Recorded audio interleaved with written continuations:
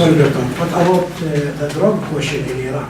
Because I remember before the occupation, there was a medical report issued by the United Nations ensure that Iraq is cleaning from drug. What about from drug? From drug. As I said, I can give you figures. I think the figures is also there. I think we have more than 23,000 drug addicts in Baghdad. Baghdad is the cheapest market for drugs, for narcotics. It's the cheapest, with all different types of homemade in Persia or in Afghanistan, which arrived ready to Baghdad. So they are given different names, of course. And if you go to the main street, like, I don't know what's the main street here in Stockholm, but if you go to the main street at night, at Rashid Street, you can see that drunk people and people with narcotics sleeping in the middle. And they, Saht al-Taran is free, where you could have, Is it allowed to punish them? Is it allowed to retract or punish them to stop this phenomenon? Well, we were talking about 50% of the crimes seem to belong to those addicts, drugs. Where do the drugs come from? Do you know? Wherever they come from, Afghanistan, Persia. This is the usual way. This is the usual way of.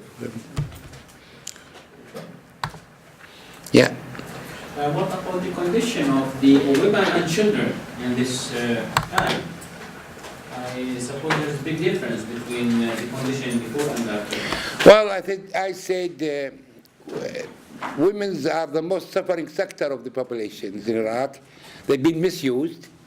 Widows, I say 2 million. I mean, what do you expect, right? They have been misused. They have been even discriminated with the if you don't dress with the Islamic dress or something, you're subjected to.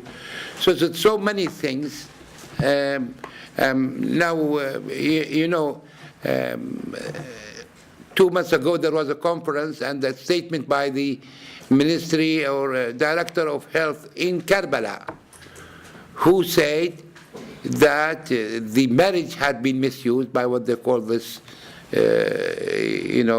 temporary marriage, right, had been misused, and the 8% of that is also the highest in Karbala. And you can see those people, religious leaders and so on, each one of them have got an office to engage, to manage the temporary engagements. They are trading with women. Women that cannot go to work. Women cannot now go to the universities freely.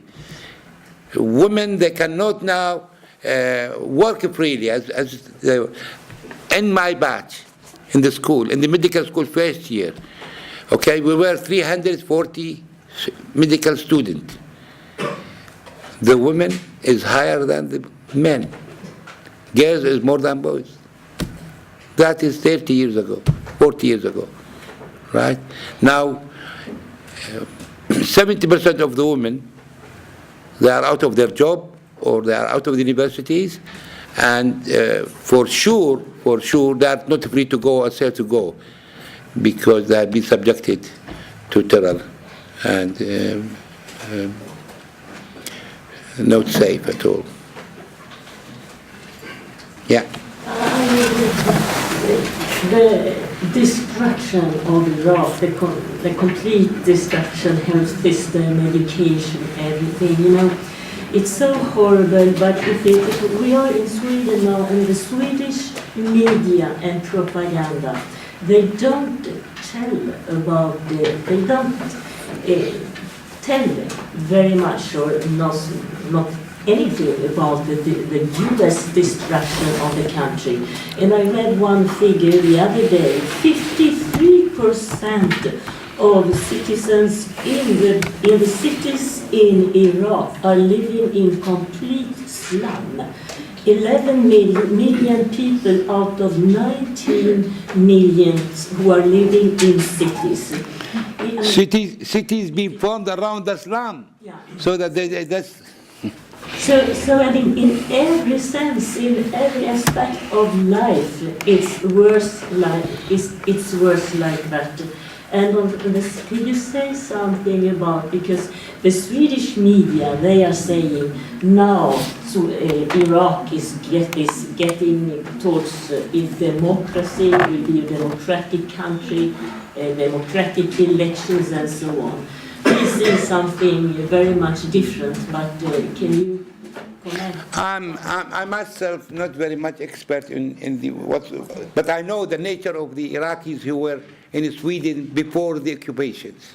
All right, I have an idea. I mean, say Kurdish were the most, and they were claiming, and even the other sectors were,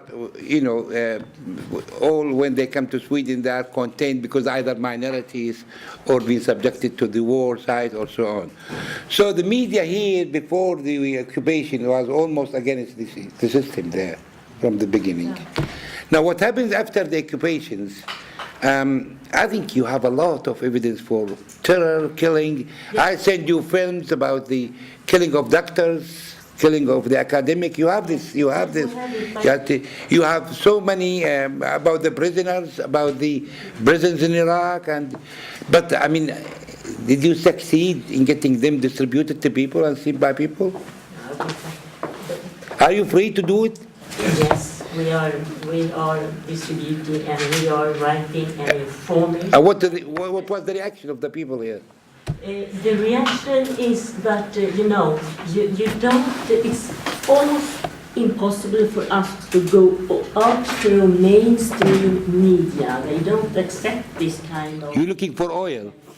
You're looking for... Our Minister of Trade went to Iraq, came back and talked about the fantastic